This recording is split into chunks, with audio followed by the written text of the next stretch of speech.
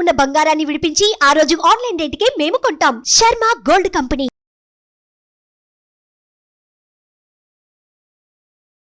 పూజ గదికి కూడా కొన్ని నియమాలు ఉంటాయి అని అంటారు. నిజమేనా? ఉంటే అవేంటి? అసలు పూజ గది అన్నది ఒక స్వీట్ రిలాక్సేషన్ అనండి. ఆ పూజ గదిలో కొన్ని చిన్న నియమాలు పాటిస్తే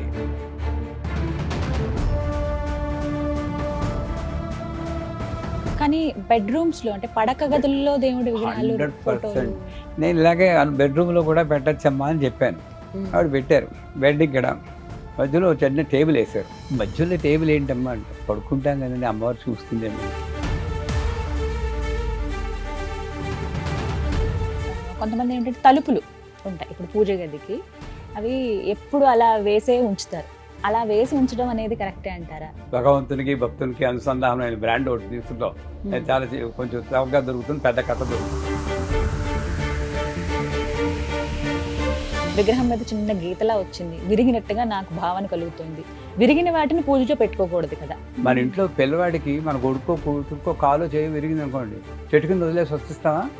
నువ్వు వదిలి అసలు మాది అమ్మ నాన్న ఫోటో అయితే అది ఎక్కడ పెడతాము?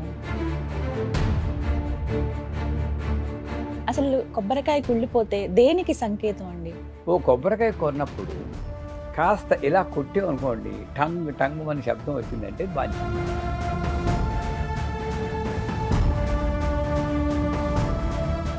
ఎన్ని పూజలు చేసినా మాకున్న కష్టాలు మాత్రం తీరట్లేదు. ఎక్కువ పూజలు చేస్తే కష్టాలే ఉంటాయా? సీతమ్మ వారే కష్టాలు అనుభవించింది, ఆవిడకన్నా గొప్ప వాళ్ళము మనం. అంచేత పూజలు చేస్తుంటే కష్టాలు పోతాయి అనుకోవడమే మన భ్రమ.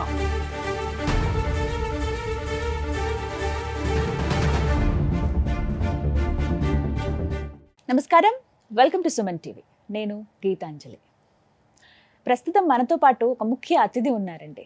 వారు శ్రీ విద్యాపీఠం వ్యవస్థాపకులు, అలాగే గత 45 సంవత్సరాలుగా శ్రీ విద్యా ఉపాసనతో ఎంతో మందికి మంత్రోపదేశం చేసినటువంటి శ్రీ గురు కరుణామయ్య గారు మనతో పాటు ఉన్నారు. వారితో మాట్లాడదాం, మరిన్ని అమూల్యమైన విషయాలు తెలుసుకుందాం. గురుగారు నమస్కారం అండి. శ్రీమాత్రమ్మ. ఎలా ఉన్నారు? అమ్మదేవుల బ్రహ్మాండంగా ఉన్నాను. చాలా సంతోషం మీతో మాట్లాడడం, ఈ సమయం లభించడం అనేది అమ్మవారి కృతజ్ఞతలు తెలుపుకుంటూ. ఎన్నో ప్రశ్నలు ఉన్నాయి, ఎన్నో సందేహాలు నిత్య జీవితంలో మేమందరం ఎదుర్కొనేవి. అవి అయితే ఎవరిని అడగాలి అనేది కూడా ఒక పెద్ద సందేహం. మీరు రావడం అనేది అదృష్టంగా భావిస్తూ చాలా మంది వ్యూవర్స్ కామెంట్స్ రూపంలో అడిగినటువంటి ప్రశ్నలు ఏవైతే ఉన్నాయో మీ ముందు ఉంచుతున్నానండి. అందులో ప్రతినిత్యం పూజ చేసుకోవడం మా అందరికీ అలవాటే. మాకంటూ పూజ గది ఉండాలి అని చెప్పి ఇల్లు కట్టుకునేటప్పుడో లేకపోతే ఒక ఇల్లు అద్దెకుండానికి వెళ్ళినా కూడా పూజ గదికి ఇలా ఉండాలని ప్రత్యేకంగా చూసుకుంటాం. పూజ గదికి కూడా కొన్ని నియమాలు ఉంటాయి అని అంటారు. నిజమేనా? ఉంటే అవేంటి? ఇవి తెలుసుకోవాలనుకుంటున్నాం. తప్పకుండా. ఏది తెలుసుకోవాలో అదే ముందు అడిగారు, అది సంతోషం. అందరం పూజ చేస్తూ ఉంటాం. పూజ చేసేటప్పుడు చాలా ఎక్స్పెక్టేషన్స్ ఉంటాయి. కష్టాలని తీరిపోవాలి, ధనం కుప్పలు కుప్పలుగా వచ్చేయాలి. రావచ్చు, కలియుగంలో కూడా అన్ని కష్టాలు తీరవచ్చు, అమ్మవారిని ప్రత్యక్షం చేసుకోవచ్చు. కానీ దానికి తగిన ఉపాసన ఉండాలి. నా కోరిక ఎంత పెద్దదో నా ఉపాసన అంత బలంగా ఉండాలి. ఆ ఉపాసనకి దోహదపడేదే ఉపాధి అంటారు. ఆ ఉపాధిలో మొట్టమొదటి పూజ గది, తర్వాత వస్తువులు వస్తాయి, అగరబత్తులు కర్పూరం ఇవన్నీ తర్వాత. అసలు పూజ గది అన్నది ఒక స్వీట్ రిలాక్సేషన్ అనండి. పూజ గది తర్వాత సంసారం ఉంటుంది, పంచుకోవడాలు అవన్నీ ఉంటాయి. కనీసం ఒక మనశ్శాంతిగా ఉండడానికి మనకి ఏమిటంటే ఇంట్లో ఏమిటంటే ఒక్క పూజ గది ఉంది, శాంతత. ఆ పూజ గదిలో కొన్ని చిన్న నియమాలు పాటిస్తే అత్యంత శక్తి మనం పొందగలం. ఎందుకంటే మానవుడు ఎప్పుడు మనకి తెలిసినా తెలియకపోయినా వద్దనుకున్నా కావాలన్నా ప్రకృతి నుండి శక్తిని పొందుతూ ఉంటాం. ఆ ప్రకృతి అంతా ఎక్కడ మంత్రం చెప్పబడుతుందో, ఎక్కడ అమ్మవారి ఉపాసన, అమ్మవారు అయ్యవారు ఎవరో ఒకళ్ళు వాళ్ళ ఉపాసన చేయబడుతుందో అక్కడ ఎక్కువగా వస్తూ ఉంటుంది. ముఖ్యంగా పూజ గదిలో విగ్రహాలు ఉంచుకుంటాం. మనకేమిటి, గణపతి ఉండాలి, లక్ష్మి ఉండాలి, ఇలా ఒక్కొక్కళ్ళు ఇచ్చిన విగ్రహాలతో ఒక వేర్ హౌస్లా తయారవుతుంది. నిజంగా చెప్పాలంటే ఒక్క విగ్రహం మన ఏకాగ్రత కోసం ఉంటే చాలు. ఒక విగ్రహం చాలంటారా? చాలు. ఎందుకు సర్వదేవ నమస్కారం కేశవం ప్రతిగచ్చది. కానీ ముక్కోటి దేవతలు అంటారు, అంతమంది విగ్రహాలు ఫోటోలు మనం పెట్టకపోయినా ముక్కోటి దేవతలు ఒక్క దేవతల్లోనే కనబడుతుంది అంటుంది శాస్త్రం. ఏమవుతుంది తెలుసా అండి, పెట్టుకోండి. మనదేమంటే ఈ పువ్వులు ఒక్కొక్కళ్ళ మీద పెట్టడం, ఈయనకి చూపించకపోతే ఈయన కోపం వస్తుందని గడగడ గురువు గారు ఈ ఏకాగ్రత అంటే వాడికి కోపం వస్తుందో వీడికి కోపం వస్తుందో అని ఉంటుంది, కానీ నిజానికి భక్తి కుదరడానికి చాలా కష్టం. మనం ఎలా చేస్తున్నాం అనే దాని మీద ఉండదు. ఇక్కడే ఒక పేర్లు అనవసరం, ఇక్కడ ఒక ఇంటికి వెళ్ళాం, అమ్మవారి ఫోటో చిన్న విగ్రహం, ఒక కామాక్షి వెలక్ అంటారు తెలుసు కదా, దీపం పెట్టుకున్నారు అంతే. ఎంత బాగుందంటే చాలా పెద్దవాళ్ళు ఇల్లు, ఏమీ లేదు. అంచేత పూజ గదిలో సాధ్యమైన తక్కువ విగ్రహాలు ఉండాలి. 4 గణపతులు, 4 సిద్ధిసాయి, ఇంకోళ్ళు ఎవరు 4 లక్ష్మణులు, వీళ్ళే పాపులర్ విగ్రహాలు ఇవి పెట్టుకుంటారు. విచిత్రం ఏంటంటే కొంతమందికి కవర్ కూడా తీయరండోయ్, వాళ్ళకి ఊపిరాడదు అన్న భావన కూడా ఉండదు. ఎందుకంటే అది విగ్రహం మనకి. అయ్యో అమ్మవారు ఊపిరి ఎలా పిలుస్తుంది, అందుకే ఆ కవర్ తీస్తే మళ్ళీ తోముకోవాలి కదండి, దుమ్ము పడుతుంది, పసుపు కుంకుమ వేస్తాము, ఓ పని తక్కువ. అలా పాపం ఉక్కిరి బెక్కిరి, నేను వాళ్ళ ఇంటికి వెళ్తే చూడండి మా గత ఎలా ఉందో అని వాళ్ళు నన్ను అడుగుతున్నట్టు ఉంటుంది. ఏం చేయాలంటే అమ్మ పెట్టదు అడుగు తినాదేమని అంటూ నువ్వు పూజ చేయవు, కప్పేసి పెట్టేస్తావు. ఈ 4 గణపతుల్లో ఒక్కొక్క 3 గణపతులు తీసి విగ్రహాలు లేని వాళ్ళకి ఇవ్వాలి, పూజ చేసుకోగలిగిన వాళ్ళకి. అలా మన ఇంట్లో విగ్రహాలు వేరే వాళ్ళకి ఇవ్వచ్చా? తప్పకుండా. ఈ శాస్త్రం ఏం చెప్తుందంటే వాళ్ళు పూజ చేస్తుంటే వాళ్ళు పూజ చేసిన దాంట్లో దశాంశమో ఎంతో మనకి ఫలితం వస్తుంటా. ఉదాహరణకి ఒక్క చిన్న ప్రశ్న గురువు గారు, లక్ష్మీదేవి విగ్రహాలు 2-3 ఉన్నాయనుకోండి, మనకి ఇన్ని ఎందుకు ఒక రూపంలో లక్ష్మిని చూసుకుందాం, ఇంకో లక్ష్మీదేవిని వేరే వాళ్ళకి ఇస్తే మన దగ్గర ఉండాల్సిన లక్ష్మి వాళ్ళ ఇంటికి వెళ్ళిపోతే ఎక్కడుంది లక్ష్మి? ఇక్కడ అక్కడ ఇక్కడ. ఈ భావన చాలా మందిలో ఉంటుంది. లక్ష్మీదేవి విగ్రహం అసలు వేరే వాళ్ళకి ఇవ్వడానికి ప్రయత్నించరు, అమ్మ వెళ్ళిపోతుందేమో మన ఇంట్లో సిరి సంపదలు. నిజంగానే గురువు గారు? తప్పకుండా. భయం ఉండకూడదు, భక్తి భయం రెండిట్లో మీకు ఒక చాయిస్ ఉంటుంది. భక్తి ఉన్న చోట భయం ఉండదు, భయం ఉన్న చోట భక్తి ఉండదు. సరే, ఈ విగ్రహాలు తక్కువ ఉండాలి. ఇంకోటి, మన ఇంట్లో మనకి బెడ్రూమ్లో మనము, మీరు, మీ భర్త లేదా భర్త భార్య ఉండాలి. మరి అక్కడ విష్ణుమూర్తి, లక్ష్మీదేవి, ఈశ్వరుడు, పార్వతి, గణపతి, ఏకాంతం లేదంటారా? ఒక కష్టంలా చేసి పడేశారు వాళ్ళని. ఎప్పుడైనా ఆలోచన వచ్చిందా? ఏం చేయాలంటే ఈ విగ్రహాలన్నింటి కూడా ప్రతి రూములోనూ సర్దేయండి. మనకేమిటంటే పూజ గదిలోనే విగ్రహాలు ఉండేటప్పటికీ అక్కడికి వెళ్ళేటప్పటికీ యాక్షన్ చేస్తున్నాం, మనం తప్పుగా అనుకోకండి. అక్కడికి వెళ్ళి అపరిచితుడు ఓ సినిమా వచ్చింది చూడండి, ఇలా అనేప్పుడు మారిపోతారు, అలా అపరిచితుల్లా అయిపోయాం మనం. అక్కడికి వెళ్ళేటప్పుడు ఎక్కడ లేని ఏకాగ్రత వచ్చేస్తుంది, ఇలా కళ్ళు మూసుకుంటాం, లేని మనశ్శాంతిని యాక్ట్ చేస్తాం, మళ్ళీ బయటకు వచ్చే మామూలే. కాకపోతే ఎందువల్ల? పూజ గదిలో విగ్రహాలు ఉన్నాయని. ఈ విగ్రహాలనే ప్రతి రూమ్లోనూ పెట్టండి. మీ అమ్మాయి ఉన్న రూమ్లో సరస్వతిదేవి విగ్రహం పెట్టండి, వాడికి కొంచెం భయం ఉంటుంది, అమ్మవారు ఉన్నారు కొంచెం దండం పెట్టుకోవాలని. ప్రతి రూమ్లోనూ, వంటింట్లోనూ, అన్నింటిలోనూ పెడితే మొత్తం ఇల్లంతా దేవాలయం అవదండి. కానీ బెడ్రూమ్స్ లో, అంటే పడక గదుల్లో దేవుడి విగ్రహాలు, 100%. ఎక్కడ నీకు రక్షణ కావాలో, ఎక్కడ అనకూడదు కానీ ఎక్కువ దెబ్బలాటలు జరుగుతూ ఉంటాయో అక్కడే అమ్మవారు కాపాడుతూ ఉంటుంది. మా ఇంట్లో, మా బెడ్రూమ్లో చక్కగా అమ్మవారు ఉంది. అసలు మీరు బెడ్రూమ్లో పెట్టకపోతే అక్కడ రాదా అండి? ఉత్తప్పుడు ఎందుగలరు అందులేదు, సందేహములు ఎందెందుగలదని దీర్ఘాలు తీస్తూ చదువుతాం కదా. బెడ్రూమ్లో మీరు విగ్రహం పెడితేనే అమ్మవారు వస్తుందా, లేకపోతే లేదా? నాకు అమెరికాలో వెళ్ళినప్పుడు ఒక డాక్టర్ గారు ఉన్నారు, నేను ఇలాగే బెడ్రూమ్లో కూడా పెట్టచ్చమ్మా అని చెప్పాను. ఆవిడ పెట్టారు. బెడ్ ఇక్కడ మధ్యలో చిన్న టేబుల్ వేశారు. మధ్యలో టేబుల్ ఏంటమ్మా అంటారు. పడుకుంటాం కదండి, అమ్మవారు చూస్తుందేమో అన్నాను. టేబుల్ మీద నేను తొంగి చూస్తే ఏం చేస్తారన్నా. అంటే బుర్రలో ఎలాంటి ఆలోచనలు వస్తాయి చూడండి, అమ్మవారు తొంగి చూస్తుంటా. ఇవన్నీ పోవాలి. పూజ గదిలో ఏకాగ్రత రావాలి అంటే చిన్న ఉన్న 4 విగ్రహాలు పెట్టుకోండి, మిగతా అన్ని ఇల్లంతా డిస్ట్రిబ్యూట్ చేయండి. ఇల్లే ఒక మణిద్వీపం దేవాలయం చేసుకోండి. అక్కడ పూజలు చేయక్కలేదు. ప్రతి ఇంట్లోనూ రూమ్లోనూ వెళ్ళి అగరత్తులు వెలిగించాలి ఎవరు అంటలేదు. అక్కడికి వెళ్ళినప్పుడు ఒకసారి అమ్మ నువ్వు ఇక్కడ ఉన్నావు, రక్షిస్తూ ఉండు తల్లి అనుకో. పూజ గదిలో ఎప్పుడు దీపం వెలుగుతూ ఉండాలి. అది ఆయిల్ దీపం అక్కర్లేదు, ఓ బెడ్ ల్యాంప్ అయినా పర్లేదు.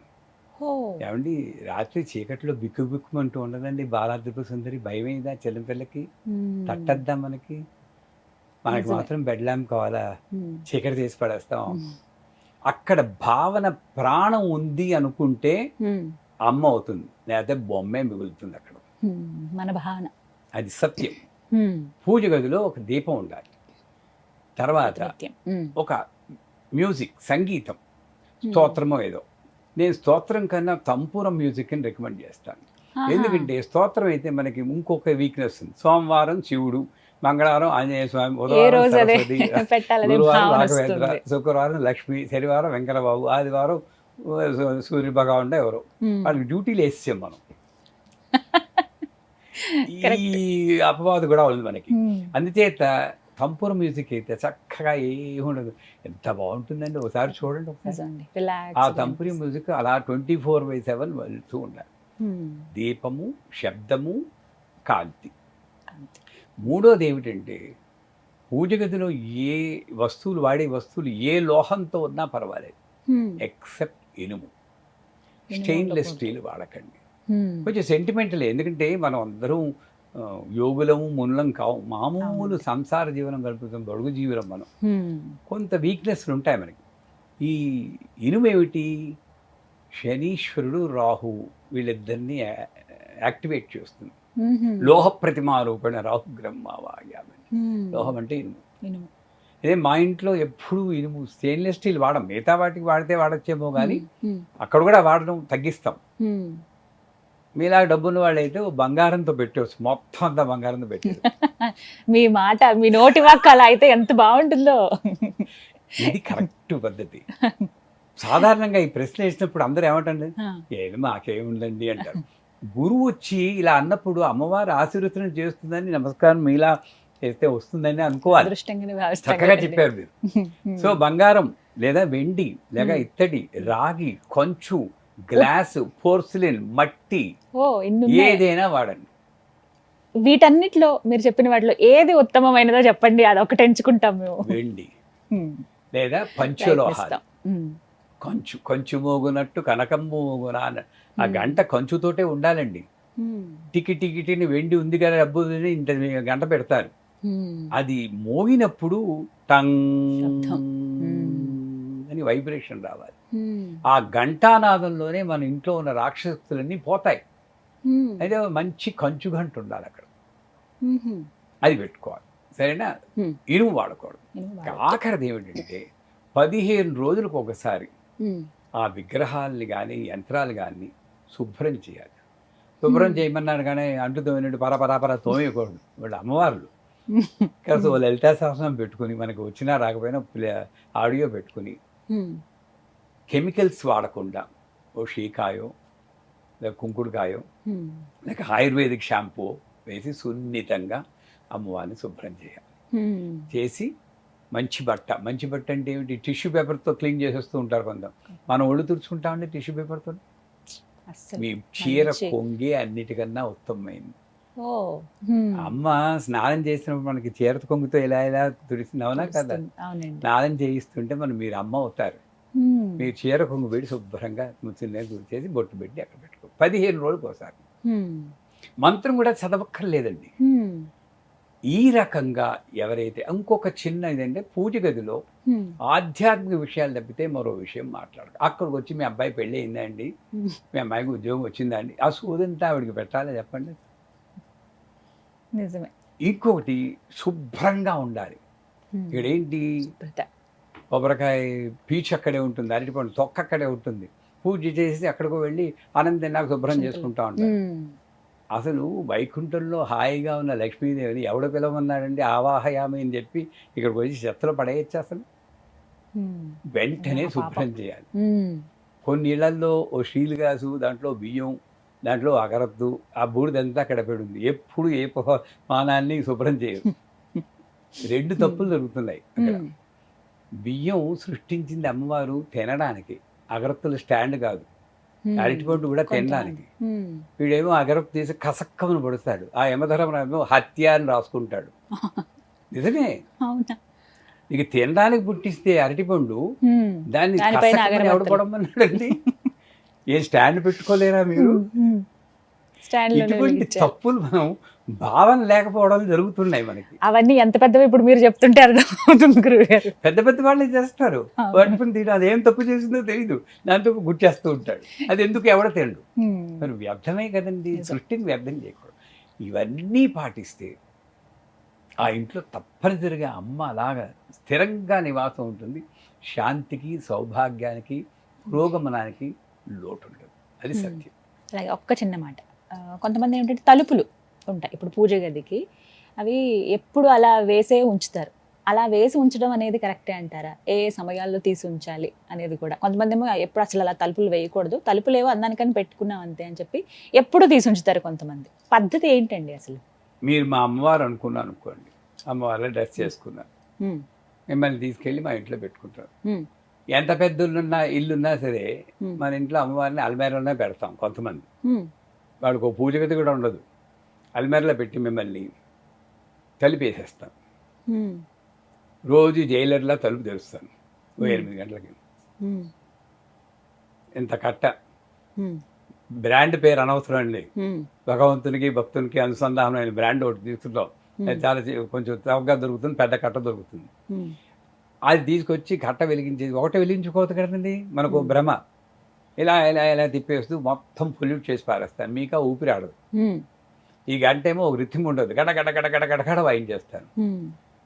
అది పండిందో లేదు, ముగ్గిందో తెలియదు, నల్లగా అరటిపండు ఉంటుంది, తొక్క కూడా తీయను, అదో పెడేస్తాను. తింటే తిను, పోతే పో అని ఇలా చూపిస్తాను. ఇదే కదా నైవేద్యం ముద్ర మంది. ఎక్కడ భావం లేదు, నాకు తినిపించను. అయిపోయింది, అమ్మయ్య పెద్ద పూజ చేసేది, తలిపేసేస్తాను. మళ్ళీ ఎవడు చూడకూడదు కదా మిమ్మల్ని, పవర్ అంతా పోతుంది. నేను మీ ముందే కూర్చుని నాకు గంటల కోసం చిన్న కణాలు పొడుస్తాను ఆ తలుపుకి. మీ ముందే కూర్చుని ఒక టేబుల్ వేసుకుని వెజిటబుల్ మంచూరియా, బిర్యానీలు తింటూ ఉంటాను. మీకు ఎలా ఉంటుందని నన్ను చూస్తే అసలు చెప్పండి, కోపం రాదా? చాలా. అదే వస్తుంది అమ్మవారికి అక్కడ. హాయిగా అమ్మవారిని మన ఇంట్లో మనిషిలా ఉండనివ్వండి. తలుపులు ఎందుకు వేస్తారండి? ఎవరు చూస్తే అమ్మవారు మైలుపడి అందరినీ అపవిత్ర పవిత్రోవా సర్వావస్థాగతోపవా యస్పరే పుండరీకాక్ష అనుకుంటేనే నువ్వు శుభ్రపడతావరా అనుకుంటే, అమ్మవారిని పని మనిషి చూస్తే మైలుపడిపోతుంది, తలుపులేసి ఆవిడని ఊపిరాడకుండా చేయడం ఎంత పాపం అండి? చెప్పండి అసలు, నిజంగా లాజికల్గా ఆలోచించండి. ఇవి తప్పులు మనం చేయకుండా ఉంటే ఈ కలియుగంలో కూడా మనం అమ్మవారి అనుభవాన్ని పొందొచ్చండి. నేను పొందాను, మీరు పొందుతారు. ఈ తప్పులు చేయ, అమ్మ అక్కడ ఉంది, నిజంగా ప్రాణంతో ఉంది. ఇంకోటి ఏంటంటే, అసలు నైవేద్యం అనేది పూజలోనే పెట్టాలని ఎవడని నియమం పెట్టారండి? అంటే ఒకరోజైనా ఒక్క పూటేనంటే ఆవిడకి తిండి. కానీ అందరూ అలాగే, మనం దోశ వేసుకున్నాం అనుకోండి, మొక్కది అమ్మ దోశ వేసుకున్నాను తినవే అని తినిపించలేరా? ఉన్నది మనిషి, అక్కడ జీవం ఉంది అనుకుంటే ఉండే ప్రతి పదార్థము అక్కడ పెట్టగలగాలి. అమ్మవారికి వెళ్ళక్కర్లేదు, అక్కడ ఒంటింట్లో ఉండే అమ్మా అని ఒకసారి ఆవిడకి నైవేద్యం పెట్టు, మంత్రం కూడా చెప్పక్కర్లేదమ్మా. ఆవిడ తలుచుకుని ఇలా అర్పణ చేసి అప్పుడు తినండి, ఇంట్లో రోగాలు తగ్గుతాయి. ఆవిడకేమో ఇంత అరటిపండు పెడతామా, కుప్పలు ఇక్కడ మసాలా దోశలని మింగేస్తూ ఉంటామా? ఆవిడకి ఇవ్వకుండా రోగాలు రాక ఏమవుతాయి చెప్పండి అసలు? మా ఇంట్లో మా పీఠంలో ప్రతిసారి కాఫీ కూడా అమ్మవారికి ఇస్తామమ్మా. ఓ అన్ని మనం తీసుకునే ప్రతి వాళ్ళు మమ్మల్ని తిట్టుకుంటే మేము క్షమించాలి, ఎందుకంటే నేను కాఫీ నాకు కొంచెం ఇష్టం. ఆవిడ ఎందుకు ఎవరో కాఫీ ఎందుకు రాదా అమ్మ, నాకు ఆలోచన అది తీసేయి, నీకే వదిలేస్తున్నానంటారు. ఇంత చనువు ఉండాలి, మనం ఆ బంధాన్ని ఏర్పరచుకోవాలి. లేదు మీరు తాగడం మాని, నేను ఏది తిన్నా ఆ అమ్మవారికి అర్పించే తింటాను అన్న భావన ఉండగలదు. కొంతమందికి నేను నాన్ వెజిటేరియన్ తింటున్నానండి, అది కూడా ఇవ్వచ్చా అంటారు. భక్త కన్నప్ప ఆయన శివుడు సమర్పించొచ్చు. కింద ఉంటే ఆయన పైకి కూర్చున్నాడు గోపురం మీదే. అంత ఉత్తమ స్థానం ఇచ్చాడు. ఆయన అలా పెట్టేయడని మన ఏదైనా పెట్టాం నైవేద్యం. కానీ అక్కడ ఏంటంటే నేను ఏది నా సంస్కృతి ప్రకారం, నా కల్చర్ ప్రకారం నేను ఏది తినొచ్చో అది తినండి. కానీ తిని బ్రహ్మార్పణం అనుకుని తినండి, ఏమీ తప్పు లేదు. ఏ పదార్థం అయినా కూడా ఈ రకంగా నియమాలు కొన్ని పాటిస్తే తప్పనిసరిగా మనం భగవద్ అనుభూతి ఎప్పుడూ పూజ చేస్తున్నప్పుడే కాదు, ఎప్పుడూ ఎప్పుడైనా. పొందొచ్చు. అలాగే గురుగారు ఇంట్లో కొన్ని సార్లు ఏంటంటే విగ్రహాలు ఏవైతే లేకపోతే ఫోటోలు కానీ మనం పూజ చేసేవి కాస్త మాసిపోయినట్లుగా నల్లబడినట్లుగా ఎప్పుడో మా అమ్మగారు ఇచ్చారండి, మా అమ్మగారు పూజ చేసుకున్నది అలా ఉంది, మారుద్దాం అనుకుంటున్నాను. మరి ఈ పాత ఫోటోల్ని ఏం చేయను, ఈ పాత విగ్రహాలను ఏం చేయను, విగ్రహం మీద చిన్న గీతలా వచ్చింది, విరిగినట్టుగా నాకు భావన కలుగుతోంది, విరిగిన వాటిని పూజలో పెట్టుకోకూడదు కదా, ఇలాంటివి పెట్టుకోకూడదా? అంటే ఇలాంటి ప్రశ్నలు అడిగారండి. నాకు తెలియదు, కొత్త విషయం నేర్చుకున్నాను. అందుకు ఎంత మాట అన్నారు. పూజలో పెట్టుకోవద్దని అంటారు విరిగిన వాటిని లాగా. అయితే వీటిని ఏం చేయాలి? కొంతమంది ఏమో గుళ్ళ దగ్గర వదిలేసి వచ్చేస్తూ ఉంటారు, ఆ ఫోటోలన్నీ అక్కడ పెట్టేస్తూ ఉంటారు. అసలు ఏం చేయాలి వాటిని అనేది ప్రశ్న. విశాఖపట్నం వెళ్ళారా మీరు? వెళ్ళానండి. కనక మహాలక్ష్మిని చూసారా? చూడలేదు, వెళ్ళాల ఇప్పటివరకు ఆ గుడికి. చేతులు ఉండవు. అవును. ఆ మహాతల్లిని అందరూ వెళ్ళి పూజ చేసుకుంటే అష్టైశ్వర్యాలు పొందుతున్నారు. అవి పెట్టుకోవచ్చా? మామూలు విగ్రహాన్ని నిజమే ఎవరు కదా. ఆ? ఇప్పుడు మీరు అంటే అనిపించింది నాకు, ఒక చెయ్యి ఉండదు కదా అమ్మవారికి. లేదు కదా. ఆ, అది అది పూజకి పనికొచ్చినప్పుడు మన ఇంట్లో ఒక విగ్రహం మన అజాగ్రత్తతో కింద పడి విరిగిపోతే సముద్రంలో పారేయడం, ఏదో చెట్టు కింద దొంగలా పట్టేసి వచ్చేసేయడం, అనాథలా ఉండదండి ఆవిడ పాపం. మన ఇంట్లో పిల్లవాడికి మన కొడుకో కూతురుకో కాలో చేయి విరిగింది అనుకోండి, చెట్టు కింద వదిలేసి వస్తావా? నువ్వు వదిలేండి. అసలు ప్రాణం అంతా పెట్టుకుని మళ్ళీ మరే వాళ్ళు తిరిగి ఎలా ఆవిడ ప్రాణం ఉంది, ఇవి ప్రాణం లేదని మనకి భావన ఉంది కాబట్టి చెట్టు కింద వదిలేస్తున్నాం. నీకు ఒకవేళ కాన్సన్ట్రేషన్ లేదనుకోండి, ఉండనివ్వండి, పక్కనే ఇంకో విగ్రహం తెచ్చుకోండి, తప్పేం కాదు. నాకు ఏకాగ్రత కుదరటం లేదండి, ఆ విదిగించేది మీదికే పోతుంది, అందరికీ ఏకాగ్రత ఉండదు, ఒప్పుకుంటారు.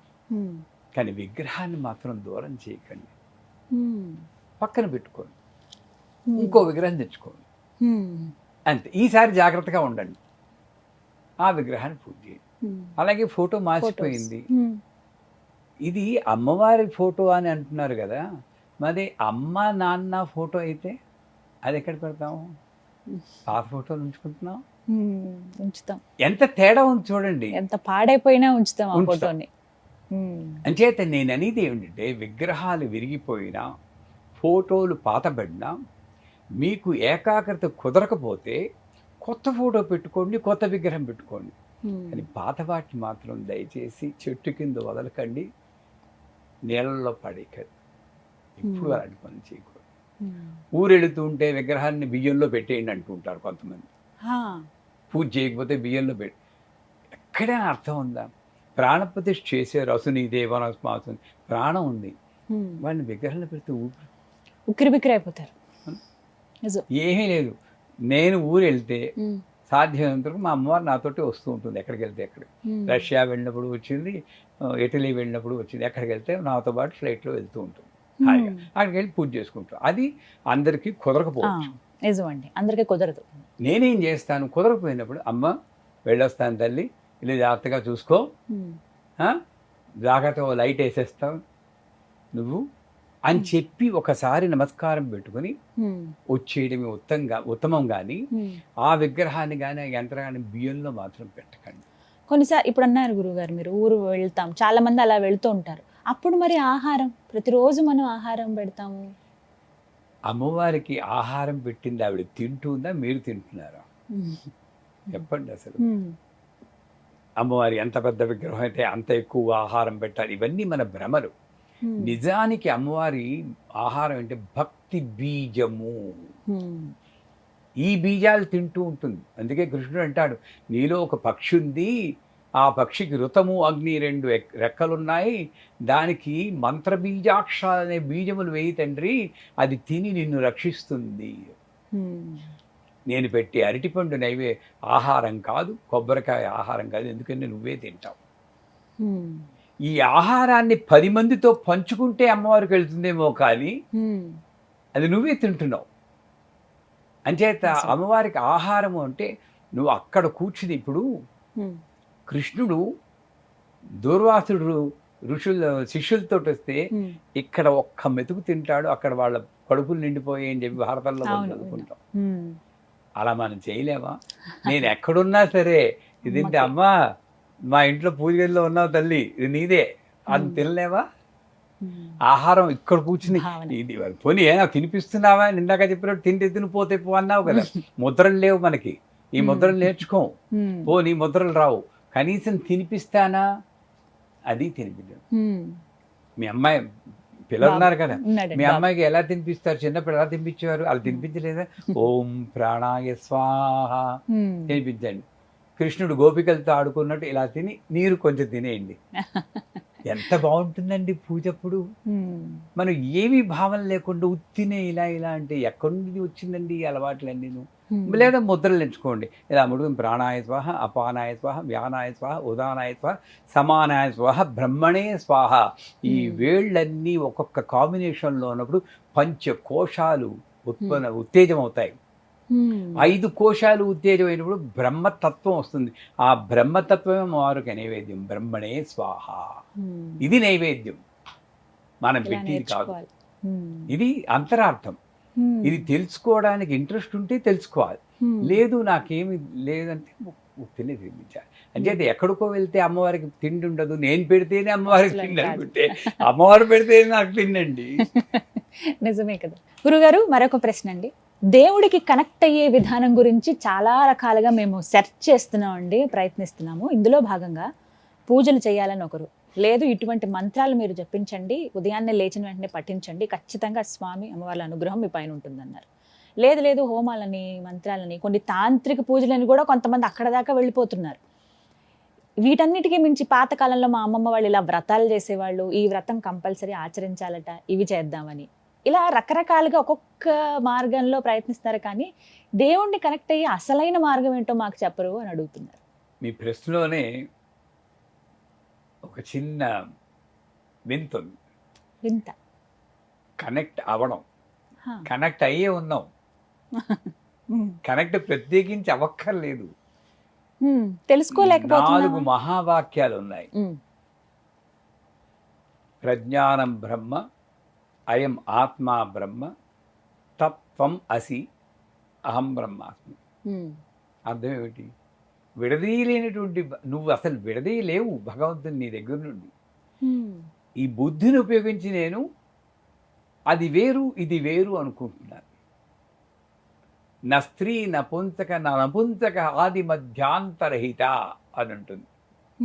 స్త్రీ కాదు, పురుషుడు కాదు, నపుంసకుడు కాదు, ఆది లేదు, మధ్య లేదు, అంతం లేదు. ఇటువంటి గొప్ప సిద్ధాంతాన్ని మన వాళ్ళు బోధిస్తే మనం ఈయన పురుష దేవుడు, ఆయన ఆడదేవుడు, ఈవిడికి ఆవిడ అత్తగారు, మా కోడలు, ఆయన కోపం వచ్చింది కరివేపాకు లేదని ఆయన కోపం వచ్చి ఆడ కొండ మీదకి వెళ్ళిపోయారు. ఇవన్నీ ఉండొచ్చు, పురాణాలు ఉండొచ్చు, దాన్ని ఫోకస్ చేస్తున్నాం. అంటే దేవుడికి కనెక్ట్ అవ్వాలి అని అనుకోవడమే. వీళ్ళెవళ్ళు కూడా త్యాగరాజు కానీ, కబీర్ కానీ, సూర్యదాస్ కానీ వాళ్ళు ఏం చేస్తే కనెక్ట్ అయ్యారో ఒకసారి ఆలోచించండి. నేను సన్మార్గంలో నడవాలంటే నాకు 2 ఆధారాలు ఉన్నాయి. శాస్త్రం, ఆ శాస్త్రం అనేటప్పుడు నా బుర్ర అది నిజమా కాదా అని అనుమానం వస్తుంది. దానికి బదులు నా పూర్వీకులు నడిచేరు కదండి ఆ మార్గం.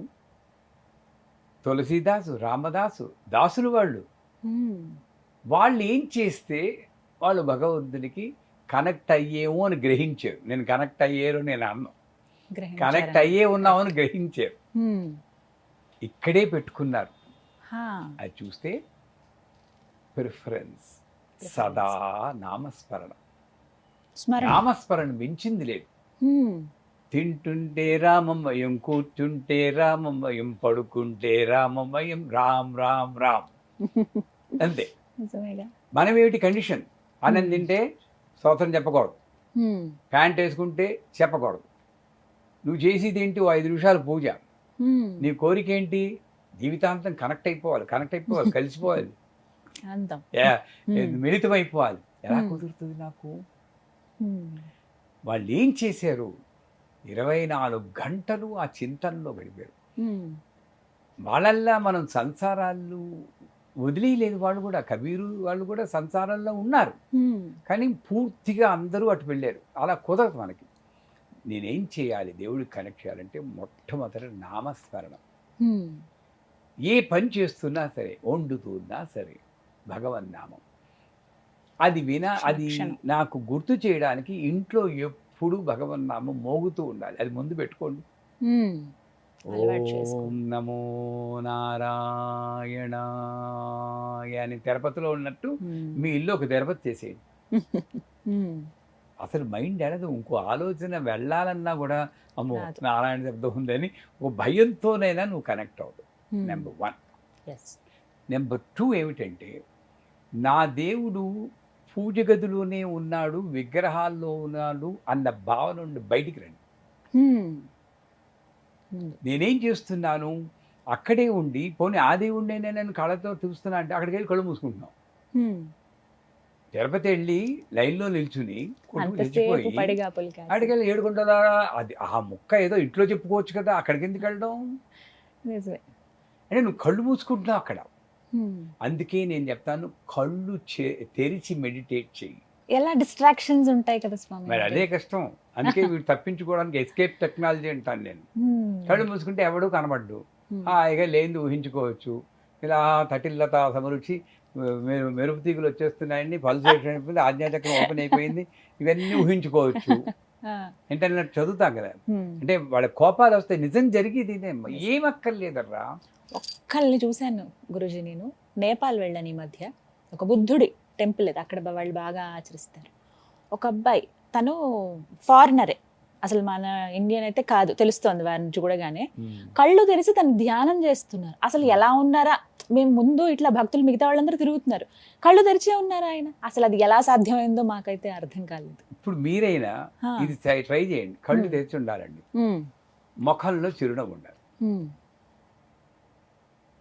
ఇంతే. ఒక మంత్రం లేదు, ఏమక్కర్లేదు, చిరునవ్వు ఉండాలి. ఎన్నో ఆలోచనలు వస్తుంటాయి. ఈ ఆలోచనల్ని నేను అరెస్ట్ చేయలేను. పూర్తిగా ఆలోచన లేకపోతే కోమా అంటారు దాన్ని, అది వద్దు మనకి. మైండ్ అంటూ ఉంటే ఆలోచనలు ఉంటాయి, దాన్ని ఆపడానికి ప్రయత్నించకు. అయితే ఆలోచనలు రాని, దాన్ని పట్టుకోకు. అది మంచిగా చెడ ఆలోచన ఇలా ఉంటుంది. ఈ సమయంలో మీ బాబిగాడు ఎవడో వచ్చి అక్కడ ఉన్న ఫ్లవర్ వేస్ని తోసేయడానికి చూస్తారు.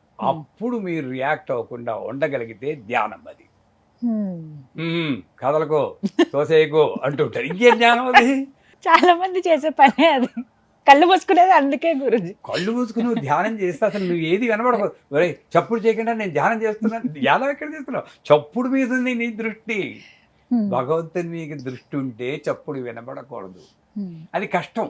అంటే నేననేది ఏంటంటే, నీ మైండ్ రియాక్షన్ తగ్గించుకో. వాటి నామస్మరణ. రెండోది ఏమిటి? భగవంతుడు విగ్రహంలోనే ఉన్నాడు, పూజ గదిలోనే ఉన్నాడు అని బయటపడ్డాం. మూడోది ఏమిటంటే, నాన్ రియాక్టివ్ నేచర్ని అలవర్చుకోవాలి. కష్టం. ఎంత ఫ్రీక్వెంట్గా రియాక్ట్ అవుతాం, ఎంత వైలెంట్గా రియాక్ట్ అవుతాం. ఆ రియాక్షను, ఇప్పుడు మీరు ఏదో అన్నారు, నా కోపం వస్తుంది, వెంటనే ఖయ్యమంటాను. తర్వాత మీరు మీ ప్రసక్తి వచ్చేటప్పటికి నా మొహంలో మార్పు వచ్చేస్తుంటాం. అంటే ఆ రియాక్షన్ ఇంకా నాకు ఉంది. ఇవన్నీ తగ్గించుకోవాలంటే ఓపెన్ ఐ మెడిటేషన్ ఇలా నిలిచి కూర్చోవాలి. సో వాడు వస్తున్నా సరే ఎలాగో అలా కంట్రోల్ చేసుకుని, వాడు తోసేస్తాడు, సరే ఏడుపు వస్తున్నా ఒక నవ్వు పెట్టుకుని కూర్చోండి. మీరు నమ్మరమ్మా, ఒక 40 రోజులు ట్రై చేయండి. నెక్స్ట్ టైము మీరు ఆ కూర్చుంటే బాబిగాడు రాబోయి ఆగిపోతాడు. Your consciousness will flow. మీరు మాట చెప్పక్కర్లేదు, ఒరే ఆగరా అనక్కర్లేదు. ఈ శబ్దం లేనటువంటి ఒక సూచన వాడికి వెళ్ళిపోతుంది. దానికి భాష అక్కర్లేదు, మాట అక్కర్లేదు, శబ్దము అక్కర్లేదు, ఆగిపోతాడు అక్కడ. అది ధ్యానం. ఇది కనెక్షన్ పద్ధతి. ఇలా కనెక్ట్ అవ్వచ్చు. ఇది కరెక్ట్. ఆల్రెడీ కనెక్ట్ అయ్యున్నావు, తెలుసుకోగలుగుతాం. నువ్వు రియాక్ట్ అయ్యి దూరం అవుతున్నావు. ఆ రియాక్షన్ నువ్వు తగ్గించేవంటే ఆటోమేటిక్గా. సో 3 సూత్రాలే. ఒకటి ధ్యానం, నామస్మరణ, ఏదో ఒకటి. నేను నరసింహ జయంతి ఏదో మొన్న అయింది, నరసింహస్వామి గుడికి వెళ్ళాం. ఆవిడెవరో వచ్చారు, నరసింహ నరసింహ నరసింహ నరసింహ నరసింహ నరసింహ నరసింహ నరసింహ. ఏం ధ్యానం అండి? నీకు స్తోత్రం కావాలా, ఇంత వేదం కావాలా, ఏం అక్కర్లేదు. నరసింహ నరసింహ నరసింహ నరసింహ నరసింహ, రామ రామ రామ రామ రామ రామ, ఏదో ఒక నామం చెప్పుకుంటూ ఉండు. కూర్చుంటే రామ, నిల్చుంటే రామ. ఎవరైనా చెప్పారు శివ శివ అనేవారు, ఎవరైనా చెడు మాట చెప్తే శివ శివ అనేవారు. ఇప్పుడు అయ్యో అంటున్నాం. ఇది మానేయండి. శివ శివ, ఎక్కడ నామం చెప్పగలుగుతావో అక్కడ చెప్తూ ఉండు. మా అమ్మగారి దగ్గర నేను వింటానండి కృష్ణ, ఎక్కువగా ఆ మాట వస్తుంది ఆవిడికి. అన్నం పాలు పొంగిపోయిన కృష్ణ, శివ శివ అంటుంటా. ఇలా వాళ్ళు ఎందుకంటే వాడు భయం, అమ్మా ఎప్పుడు పోతుందో తెలియదు. ఇట్లా మాట్లాడుతూ కూడా ప్రాణం వదిలేయచ్చు నేను. అంటే నేనేం చేయాలి, ఎంత తక్కువ ఫ్రీక్వెన్సీలో భగవన్ నామం చెప్పగలుగుతానో నేను మైండ్కి అలవర్చుకోవాలి. ఎందుకంటే ప్రాణప్రయాణ సమయే నారాయణ శబ్ద మాత్రమే పునర్జన్మ నశ్యతి అన్నాడు. బాగానే చెప్పేశాడు. ఎప్పుడు పోతుందో నాకు తెలియదు కదా, నారాయణ అంటే ఇంకో జన్మ లేదన్నాడు. అంటే నేనేం చేయాలి, సాధ్యమైనంత ఎక్కువగా నారాయణ నారాయణ నారాయణ అనుకుంటూ ఉండాలి. ఎప్పుడైనా పోతే పోతుంది, అప్పుడు నారాయణ ఉండదు, ఛాన్స్. అంచేత నామస్మరణ ఈ భగవత్ స్వరూపాన్ని ప్రతి మనిషిలోనూ నేను చూడగలను, ఇంక్లూడింగ్ పని మనిషిలో కూడా. అక్కడికి వచ్చేటప్పుడు మనకి రాదండి. మనం సువాసిని పూజ చేయాలంటే పట్టుచీర కట్టుకుని అందంగా ఉన్నవాళ్ళు, కాస్త కళగా ఉన్నవాళ్ళు వాళ్ళకే చేస్తాం. కానీ ఎప్పుడైనా తక్కువ మంది ఉన్నారు. ఇప్పుడు చేస్తున్నారు అనుకోండి, పని మనుషులు పూజ చేశారండి. వాళ్ళు ఎలా ఉన్నా సరే చిరిగిన కట్టుకున్న వాళ్ళని పూజ చేయబట్టి. అందుకే మాతంగి నవరాత్రులని ఉచ్చిష్ట చాండాలి దేవతని ఫిబ్రవరి మాసంలో నవరాత్రులు వస్తాయి మాకు. ఆ రోజు ఆ 9 రోజులు మా పీఠంలో పనులు చేసి వాళ్ళు, తక్కువ పనులు చేసి వాళ్ళను కూర్చోబెట్టి వాళ్ళు ఎలా ఉన్నారో, స్నానం చేశారో ఏమి చూడం, వాళ్ళ కాళ్ళకి పసుపు రాసి వాళ్ళకి పూజ చేసి వాళ్ళకి మేము వండిన అన్నం వడ్డించి వాళ్ళు తిన్నాక ఆ కంచంలో తింటాం. ఇది కనెక్షన్. చేయండి. కేవలం మంత్రం చదివి పూజ చదివి హోమం చేస్తే కనెక్ట్ అవ్వకపోవచ్చు. ఇది తప్పనిసరిగా నువ్వు కనెక్ట్ అవుతావు. ఎందుకంటే ఆవిడ ఎన్నోసార్లు చెప్పింది, అన్నిట్లోనూ ఉన్నాను రా నేను, అన్ని జన్మల్లోనూ ఉన్నాను, ఒక బొద్దింకలో కూడా నేను ఉన్నాను, కుక్క పిల్లలో ఉన్నానని ఆవిడ చెప్తూ ఉంది. ముందు మనుషుల్లో కనెక్ట్ అవ్వండి, తర్వాత దేవుడికి కనెక్ట్ అవుదాం. ముందు ఫ్యామిలీతోనే నువ్వు కనెక్ట్ అవ్వట్లేదు సరిగ్గా. భార్యతో సరిగ్గా మాట్లాడవు, భర్తతో సరిగ్గా మాట్లాడవు, పిల్లలతో సరిగ్గా మాట్లాడవు. నువ్వెక్కడ భగవంతుడితో కనెక్ట్ అవుతావు తల్లి? ఇక్కడ కనెక్షన్ ముందు చూసుకోండి. అక్కడ కనెక్షన్ రావాలంటే ఈ 3: నామస్మరణ, భగవంతుని అన్ని స్వరూపాలను చూడడం, నాన్ రియాక్టివ్ నేచర్. గురువుగారు, మరొక ప్రశ్న అండి. చెప్పండి. కొన్ని అశుభంగా భావిస్తాం పూజ చేసేటప్పుడు, ప్రత్యేకంగా లేకపోతే ఆలయానికి వెళ్ళినప్పుడు. అందులో ఎక్కువగా అనుకునేది కొబ్బరికాయ కుళ్ళిపోతే. మనం కొట్టిన కొబ్బరికాయ కనుక కుళ్ళిపోయిందా, మనసులో కొన్ని రోజుల పాటు ఇంక అదే ఉంటుంది. తర్వాత సారి వెళ్ళినప్పుడు పువ్వు వచ్చినా కూడా, గతంలో 15 రోజుల క్రితం వెళ్ళాను, ఆ గుడికి వెళ్ళాను, అక్కడ కొబ్బరికాయ కుళ్ళిపోయింది, ఎందుకు మళ్ళీ ఆ గుడికి వెళ్ళలేకపోతున్నాను. ఇలాంటివి నేను చాలా మంది దగ్గర చూశాను. అంటే ఇలాంటివి ఇంకా చాలా ఉన్నాయి. ముందుగా కొబ్బరికాయ గురించి అడుగుతున్నాను మిమ్మల్ని. అసలు కొబ్బరికాయ కుళ్ళిపోతే దేనికి సంకేతం అండి? పూజలోనే కాదు, మన జీవితంలో అనేక సంఘటనలు జరుగుతాయి. అమ్మవారి దృష్టిలో అది సంఘటన, కానీ మన దృష్టిలో మన బుద్ధిని ఉపయోగిస్తాం. కానీ అది మంచి సంఘటన, చెడు సంఘటన అని స్టాంపులు వేస్తున్నాం మనం. ధర్మాధర్మ విభజిత, సవ్యాపసవ్య మార్గస్థ, లలితా సహస్రం పరిచయం ఉంటే మూర్త అమూర్త, నిత్యతృప్త అనిత్యతృప్త, 2 పదాలు ఉంటాయి. అవును అని. మనకి గణపతి యంత్ర పూజలో స్క్వేర్లో 8 మంత్రాలు ఉంటాయి. ధర్మాయనమ, జ్ఞానాయనమ, వైరాగ్యాయనమ, ఐశ్వర్యాయనమ అని. అది 4 బాగానే ఉన్నాయి. ఇంకో 4 ఏమిటంటే అధర్మాయనమ, అజ్ఞానాయనమ, అనైశ్వర్యానమ, అవైరాగ్యానమ. అంటే ఏమిటి? నెగిటివ్ ఎక్కడుంది? ఇక్కడ ఉంది.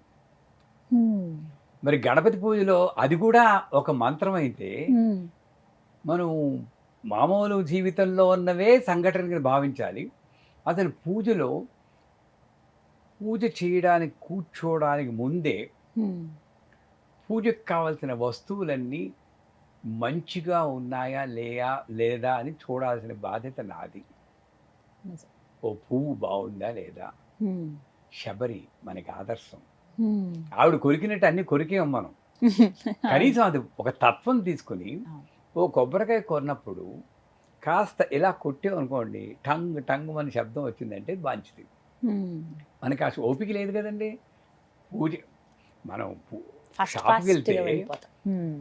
అమ్మ బ్లౌజ్ పీస్ దేనికమ్మా, పూజకేలేండి అంటే అలక్ష్యం. హ్మ్. ఎక్కడే పూజకండి మంచిది ఇవ్వండి, ఉత్తమమైనది ఇవ్వండి అడిగిన వాళ్ళు ఉన్నాం. హ్మ్. ఉత్తమమైనది ఉండాలి. హ్మ్. అంచేత నేను కొబ్బరికాయ కొట్టి ఇలా కొట్టి చూస్తాం. హుహు. టంగ్ అంటే బాగుంటుంది, సాధ్యమైనంత వరకు బాగుంటుంది.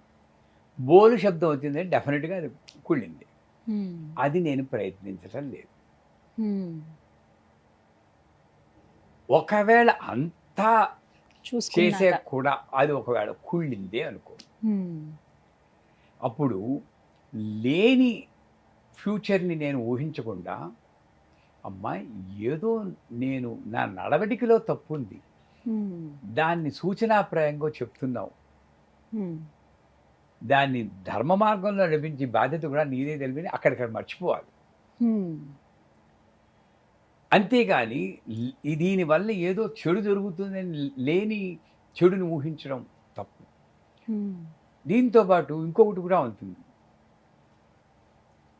దీపం పెడతాం, అవును. అమ్మవారి చీర ఏదో అంటుకుంటుంది, కొంచెం కాలుతుంది. హ్మ్. అది ఒక రోజు కర్మకాలి శుక్రవారం అయి ఉంటుంది అనుకోండి.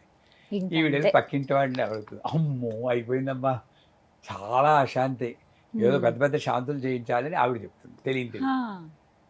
నాకు న్యూజిలాండ్లో ఉన్నప్పుడు మేము అక్కడ 5 ఏళ్ళు ఉన్నాం. హుహు. నవరాత్రులు మొదలెడుతుంటే కరెక్ట్గా 8వ రోజు అయ్యేటప్పటికి అష్టమి. దుర్గాదేవి దుర్గాష్టమి. అష్టమి. హ్మ్.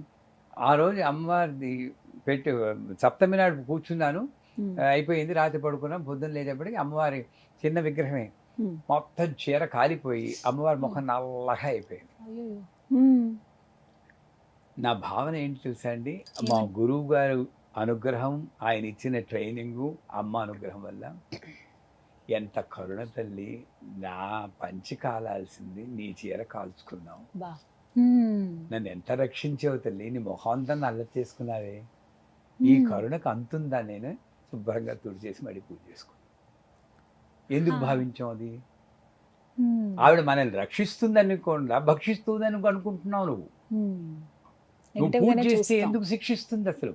హ్మ్. పోని అంత భయం ఉంటే ఆ దీపం ఏదో కాస్త దూరంగా పెట్టవచ్చు కదా. హ్మ్. దూరంగా పెట్టి కూడా గాలి వచ్చి పడిపోతే అది వేరే విషయం. అప్పుడు సో అంచేత పూజ చేస్తున్నా చేయకపోయినా జాగ్రత్తలు. ఎప్పుడూ రక్షిస్తూనే ఉంటుంది. హ్మ్. ఉద్యోగం వచ్చిందా ఆనందించు, ముక్తికి వచ్చింది. పోయిందా ఆనందించు, పూజ చేసుకోవడం కాస్త టైం దొరికింది. అలా చూడాలి. హ్మ్. అలా అనుకున్నామంటే a person who takes a difficulty as an opportunity will become a saint. హ్మ్. వీడికి ఉద్యోగం పోయినా కూడా ఇంత భక్తి ఏంట్రా బాబు, వీడు ఇలాగా ఇంత ధ్యానం చేస్తున్నాడు అయిపోతే అని. యోగి అయిపోతాడు, అక్కడ మణిదీపంలో చోటు ఇవ్వాలని హ్మ్. వెంటనే ఉద్యోగం ఇచ్చేస్తుంది వాడికి. హ్మ్. ఇది కరుణ. సూక్ష్మం. హ్మ్. ఆరతి తిప్పుతాం, ఆరతి ఇలాగా చాలా మందికి ఉన్నటువంటి సందేహం గురువుగారిది. నా తర్వాత ప్రశ్న కూడా అదే. ఇలా దానికి లోకంలో జరిగేదేనమ్మా నిజమండి. ఇదంతాను. హ్మ్. ఈవిడేం చేస్తుంది, హ్మ్. మరి భక్తి పారవశ్యం ఏదో హ్మ్. ఇలా పాట పాడేస్తూ గడగడ గడగడ తిప్పేస్తూ ఉంటుంది. హ్మ్. మరి ఫోర్స్గా తిప్పితే ఏ ఆరతి అయినా కొండకేస్తుంది. హ్మ్. నువ్వు అమ్మో అశుభం.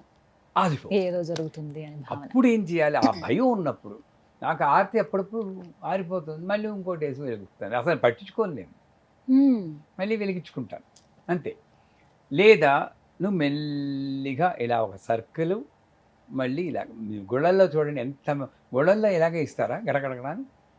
వాళ్ళని చూసి మనం నెమ్మదిగా. నేర్చుకోవాలి కదా. హ్మ్. ఎలా ఇస్తారు, ఇలా మెల్లిగా తిప్పి ఒక సర్కిల్, మళ్ళీ ఒక పైకి ఇట్లా. స్ట్రైట్ బ్యాక్ హ్మ్. సింబల్ అంటాను నేను. హ్మ్. నిజం. అంటే ఈ సర్కిల్ ఏంటి, హ్మ్. ఆవిడ చుట్టూ ఉన్న ఆరా అంటారు, ఆరాలో ఉన్న శక్తి ఈ దీపంలోకి వస్తుంది. హ్మ్. ఈ స్ట్రైట్ లైన్ ఏంటి, విగ్రహం అంటారు, చక్రాలు ఉంటాయి, ఆ. ఆ చక్రాల్లో ఉన్న శక్తి ఈ దీనిలోకి వస్తుంది. సో ఓ. ఆరా అని చక్ర, పైకి. ఇదంతా వచ్చాక అంత శక్తిని మనం భరించలేం కాబట్టి డైల్యూట్ చేయడం కోసం ఒక చుక్క నీళ్ళు వేస్తాం. అది కూడా దాన్ని ఆర్పేయమని కాదు, ఆ ప్లేట్లో వేయమని. కొంచెం తర్వాత కళ్ళజోడు తీసి 2 చేతులు పెట్టుకుని ఆ వేడిని ఇక్కడ అద్దుకుంటాం. అంతేగాని నా కర్మని ఇలా బాదుకుంటూ ఉంటారు కొంతమంది. ఆరతద్దుకోవడం అన్నమాట. ఇది కాదు ఆరతద్దుకునే పద్ధతి. దగ్గరికి వెళ్ళి ఇలా తీసుకుని డాన్సర్ లాగా ఆ వేడిని నేను అనుభవించాలి. ఇవన్నీ మానేసి నేను గరగరా తిప్పితే ఆరకేం చేస్తుంది? హారతి తీసుకునే సమయంలో కొంతమందికి ఇలా ఆరిపోతూ ఉంటుంది, అది అశుభం అని భావిస్తారు. అది ఏమి కాదు. కూడా కాదు. నువ్వు వేసిన కర్పూరం చాలలేదు ఆవిడ. నువ్వేమో రాగమాలికలా ఇంత పెద్ద పాట పాడేస్తూ ఉంటావు, వేసి కర్పూరమే ఇంత, అది ఎక్కడ వస్తుందండి? నువ్వు రాగమాలకి పాడినప్పుడు కాస్త ఎక్కువ కర్పూరం పెట్టుకో, ఎక్కువ తీసుకోవాలి. నిజమే. బుర్ర దాని మీద పెట్టుకో. అసలు నాకు కర్పూరం ఉందా లేదా అన్న దృష్టి ఉండకూడదండి. నేను చాలాసార్లు ఉత్తి పెళ్ళాన్ని తిప్పేసానమ్మా. ఆహా. అసలు దృష్టి ఉండకూడదు తల్లి. ఆ, నీ దృష్టి ఎవరి మీద ఉండాలి? అమ్మ. అమ్మ మీద ఉండాలి. అమ్మ మీద ఉన్నప్పుడు ఎలా పళ్ళని తిప్పుకుంటూనే ఉంటాం. ఎవడో చెప్తారు ఏమైనా గురుగారు, ఆహా, అప్పుడు కూడా ఏం లేదు, ఓకే వెలిగించు. మళ్ళీ ఇది ఉపాధులు అన్నది నేను గ్రహించినప్పుడు దానికి ఎంత ఇంపార్టెన్స్ ఇవ్వాలో అంతే ఇవ్వాలి. కానీ ఉపాధే నా జీవిత లక్ష్యం అనుకుంటే ఇలాగే ఉంటుంది జీవితం. ఉపాధులు ఇవి. అసలు ఇదేంటంటే భక్తి. ఇది ఉన్నప్పుడు వారిది ఒకవేళ ఎలా చూపిస్తూ ఉంటాం. వాళ్ళు ఏం చేస్తారు, వాళ్ళకి వెళ్ళి వాళ్ళు అద్దుకోవడానికి వెళ్ళినప్పుడు ఆరిపోతుంది, ఇంకా ఆయనకి వెంటనే చెడు జరుగుతుంది. ఏమీ లేదండి, కర్పూరం అయిపోయిందని. అప్పుడు వెలిగించాక మళ్ళీ మీరు ఇక్కడ చూపించాలి. వీళ్ళు ఏం చేస్తారు, వెలిగించేసి వాళ్ళకి చూపిస్తారు. ఉత్తిని దీపం అది, దానికి ఏం లేదు. మళ్ళీ ఒకసారి గంట పాయింట్ చూపించి మళ్ళీ నీళ్ళు పోసి అప్పుడు చూపిస్తే సరిపోతుంది. ఇటువంటి చిన్న చిన్న జాగ్రత్తలు తీసుకుంటే ఫోటో పడిపోతూ ఉంటుంది. కాస్త జాగ్రత్తగా పెట్టుకుంటే ఈ చెడుని మనం ఆలోచించకుండా ఇంకో పద్ధతి ఉంది. కొబ్బరికాయలో పువ్వు వచ్చింది అనుకోండి, మంచి అనుకోండి, పర్లేదు, దాంట్లో నిజం ఉందో లేదో భగవంతుడికి ఎరుకో. ఓ పువ్వు కింద రాలి పడిపోయింది అనుకోండి, మీ కోరిక తీరుతుంది అనుకోండి, తప్పేం లేదు, మూఢనమ్మకం అయినా పర్లేదు. కానీ నువ్వు పూజ చేసిందని వాడు పువ్వు రాలాలనుకోరు, తప్పు కదా. శుభవాన పువ్వు పెట్టేసి నాకు మంచి జరగాలని పువ్వు రాలి, ఇది తప్పు కదా. నిజమే. చాలా మంది ఇక్కడ ఎంత పొరపాటు చేస్తున్నా, మైండ్ మనయేవ కారణం మనుష్యానాం బంధమోక్షయో అన్నాడు. మనస్సు దాన్ని నిగ్రహించుకుని ఒక్క మాట మాత్రం మర్చిపోకండి, ఉపాధులు. కర్పూరం, అగరబత్తి, ఇవన్నీ ఉపాధులు. దీని వెనకాతల రహస్యాలు చాలా ఉంటాయి. అగరబత్తి ఎందుకు వెలిగించాలి అన్న దాని వెనకాతల రహస్యం ఉంటుంది. అది అర్థమైన వాడికి అగరబత్తి మీద దృష్టి ఉండదు. ఇంకా ఒకటి వెలిగించాలా, 2 వెలిగించాలా, దీపం ఒక ఒత్తి పెట్టాలా, 2 ఒత్తులు పెట్టాలా, విడిగా పెట్టాలా, కలిపి పెట్టాలా, నూనె వేయాలా, నెయ్యి వేయాలా, కొబ్బరి నూనె వేయాలా, నూనె వేయాలా. కిరసనాయలు తప్పితే ఏ నూనె పర్లేదు నా దృష్టిలో. ఆ కిరసనాయల వాసన వేస్తుంది కాబట్టి ఆవిడకి. అంత దీనికి వెళ్ళాలి. నాకు దీపం ఎందుకు వెలిగిస్తున్నా అని తెలియదమ్మా. ఎంతసేపు ఒత్తి మీద దృష్టి ఉంటుంది. అంటే ఉపాధి మీద నుండి నువ్వు బయటకి దృష్టి తప్పించుకుంటే దీపం ఆరిపోయినా నువ్వు లెక్క పెట్టవు. తల్లి ఆడుకోకు తల్లి, ఎందుకు అలా విసిగిస్తావు అని కాస్త నవ్వుకొని మళ్ళీ వెలిగించుకో. ఆవిడ నిన్ను ఏడిపించాలంటే ఆ బాలా త్రిపురసుందరి బాగా చూపిస్తున్న ఉఫ్ఫలు ఊతుంది, గాలి పంపించి ఆరిపోతుంది. ఏం చేస్తావు, ఆపగలమా? మనం ఏం చేయాలి తెలుసుకుంటే ఉన్మేష విశ్వోత్పన్న విపన్న భోరావడి. అప్పుడు నేనేం చేయాలి, ఆవిడతో కమ్యూనికేట్. భాస్కర్ రాయని వారు కమ్యూనికేట్ చేసేవాళ్ళు. మనం స్తోత్రాలు చదువుతున్నాను, కమ్యూనికేషన్ లేదు ఇక్కడ నుండి, కానీ ఇక్కడ నుండి కమ్యూనికేషన్. ఆయన పూజ చేశాక మామూలు సోది చెప్పిపెట్టాం. అమ్మ పక్కింటి ఆయన ఏంటి తల్లి విసిగిచ్చేస్తున్నాడు, ఏం చేయమంటావు అని అడిగేవాడు. అప్పుడు అమ్మవారు వచ్చి ఆయనకి తాత ఇలా చెయ్యని చెప్పి ఇచ్చాం. అంత కనెక్షన్. మీరు ఇందాక ఇప్పుడు అడిగారు ఇంకో క్వశ్చన్ ఓ వీడియోలో, కనెక్షన్ ఏమిటని. ఇది కనెక్షన్. అమ్మవారిని అమ్మవారిలా భావిస్తే ఇలా ఆరిపోయినా కూడా ఎందుకే తల్లి. నాకు నైవేద్యం పెట్టేటప్పుడు సాధారణంగా నేను ఇలా నైవేద్యం పెడతాను, ఇలాగే తినిపిస్తాను. తినిపించినప్పుడు ఇక్కడ మెతుకు అంటుకుంటుంటే ఆ మెతుకే నేను ప్రసాదం కింద తీసుకుంటాను. ఇలా పెడుతుంటే కింద పడిపోతుంది. చూసి వాళ్ళు నన్ను తిట్టుకుంటారేమో, ఆ, నేనేం చేశాను, ఇలా కొట్టాను. చూడు, నాకు ఆఫీస్ టైం అయింది, నువ్వు ఇలా ప్రతిసారి కింద పడేసేవంటే ఇంకోసారి నేను పెట్టలేను ఇలాగా, హా, సరిగ్గా తిను, హా. మీ నెంబర్ తర్వాత అంటుకోను. అంత ఆ అంటే ఇలా connectivity. అందరినీ నేను చెయ్యమని అంటలేదు. అవునవును. దీని వెనకాల తత్వం ఏంటి, నాకు అమ్మవారు Hmm. అక్కడ ఉందమ్మా, విగ్రహం కాదది. ఆ భావన ఉన్నప్పుడు నాకు ఏం జరిగిందా, నాకు వీటి మీద దృష్టి వెళ్ళొద్దండి. అది కర్పూరం negative ఆగిపోయినా వాళ్ళు చీర అడ్డుకుపోయినా ఏముంటుంది, నాకు అమ్మ లీలలే. ఆవిడ్ని ఆపడానికి ఎవ్వరి తరము కాదు, ఆవిడ అనుకుంటే అది చేస్తుంది. నేను నిమిత్త మాత్రుని అని భావించినప్పుడు ఈ ప్రశ్నలే ఉద్భవించు. గురుగారు, ఇది ఆడియన్స్ ఎవరు అడిగింది కాదు, నా పర్సనల్ క్వశ్చన్ అనమాట. 6th సెన్స్ అని వింటూ ఉంటాం, జరగబోయేది ముందుగానే మనకి తెలుస్తుంది, అది ఉందా? కలలో. కొన్నిసార్లు ఉంటుంది అనేసారు. ఉంది కదా. విన్నాను ఉంటుంది అని. అది ఉంటుందేమో. మనకి జరగబోయేది ముందుగా తెలుస్తుందని, ఇలా జరుగుతుందేమో, జరుగుండొచ్చు అంటే కరెక్ట్గా అదని కాకపోయినా ఏదో ఒక సూచిక దానికి తగ్గట్టుగా, అది తెల్లవారుజామున 4 గంటలకు వచ్చే అది కల అయినా కావచ్చు, మెడిటేషన్లో కూర్చున్నప్పుడు కనిపించేవి కావచ్చు, ఇలా రకరకాలుగా. అసలు నిజంగా 6th సెన్స్ అనేది ఉందా? ఉంటే నిజంగానే ఫ్యూచర్ని మనకి కనిపించేలా చేస్తుందా? అది నిజమే అవుతుందా? ఇవి నా ప్రశ్న. శబ్ద స్పర్శ రూప రసగంధాలు, వీటిని పంచతన్మాత్ర అంటారు. ఈ పంచతన్మాత్రలే 5 సెన్సెస్ కింద వస్తాయి. ఇంగ్లీష్లో సెన్సెస్ అంటారు. ఇవి ఈ 5 సెన్సెస్ కూడా మనకి సాధారణంగా వరల్డ్తో కనెక్ట్ అయి ఉంటాయి. శబ్దం ఎప్పుడు బయటది వింటాం కానీ అనాహత శబ్దం వినడానికి అసలు ఒకటి ఉందని తెలియదు, అది వినడానికి ట్రై, బయట గోల ఆపితే లోపల శబ్దం వినిపిస్తుంది అంటారు. అందుకే నవావరణ పూజలో, శ్రీచక్రంలో పూజలో చివరి పూజ నవావరణ అర్చన. అందులో చివరిలో అమ్మవారిని పూజ చేయడానికి ముందు లాస్ట్ మంత్రం ఏంటంటే, అమ్మవారి పూజకు ముందు ఇది అనాహతనాద అనుసంధానం కరిష్యే అని ఒక 5 నిమిషాలు మౌనంగా ఉంటారు. దాని తర్వాతే పూజ మొదలవుతుంది. అప్పటికో 2 గంటలు పూజ చేసేసి ఉంటాం. అదంతా పూజ కాదు, ప్రిపరేషన్ బాడీని. అసలు పూజ 10 నిమిషాలు అని మా సిద్ధే లగి మా సిద్ధే అని మొదలెడతాం. అంచేత ఈ 5 సెన్సులు, వీటిని 5 సెన్సులు అంటారు. అసలు సెన్సే లేని వాడి సంగతి వేరే అనుకోండి. నిజంగా సెన్సే లేనివాడు అంటారు కానీ సెన్సే లేనివాడు ఎవడంటే 5 సెన్సులు మొత్తం ప్రపంచం మీదే పెట్టిన వాడికి సెన్స్ లేదు. బహిర్ముఖంగానే ఉంది. వాడు పొద్దున్న లేస్తే ఇంకోటి గురించి మాట్లాడటమే, వాడు తెడు వీడి తెడు, అందరికి కూడా ఇంచుమించులో ఇంకోళ్ళ గురించి మాట్లాడకుండా ఎప్పుడైనా ఓ రోజు గడిచిందా అని ఆలోచించండి. అందరూ ఎంత ఆసక్తో అసలు పక్కన వాళ్ళ విషయాల పైన కొంతమందికి పొద్దున్న లేవగానే ఇంకోళ్ళ గురించి ఆలోచించకుండా ఎప్పుడైనా గడిచిందా? ఏదో రకంగా ప్రపంచానికి. అదే జ్ఞాన్యాంపి చేతాంసి దేవీ భగవతి ఈశా బలాదాకృషమోహాయ మహామాయా ప్రేక్షతి అని అంటుంది. ఆవిడ చేసి పై ఆవిడ చేసి జగత్కిలాడి చేసే మాయ ఇది. ఈ 5 సెన్సులు పెట్టి, 5 సెన్సులు అంతర్ముఖ సమారాధ్య బహిర్ముఖ సుదర్లభ అని చెప్పింది ఎక్కడో మధ్యలో రహస్యంగా. లోపలికి ఉపయోగించాల్సింది పోయి ఆవిడ పెట్టిన మాయ వల్ల బయట కనెక్ట్ అవుతున్న వల్ల ఈ 5 సెన్సులు ఉన్నా కూడా సెన్సే లేని వాళ్ళ తయారవుతున్నాం. సెన్స్లెస్ పర్సన్ ఉంది కానీ ఎందుకు పని లేదు.